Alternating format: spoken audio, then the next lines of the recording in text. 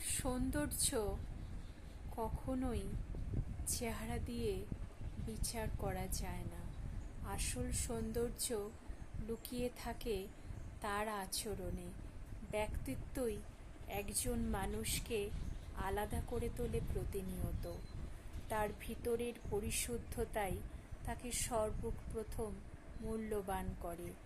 জীবনের সব কিছু সবার সঙ্গে ভাগ করাও কখনো কোনো ক্ষেত্রে ঠিক নয়, কারণ সব কান শোনার মতন নাও হতে পারে, সব মন বোঝার মতন হয়তো নাও হতে পারে।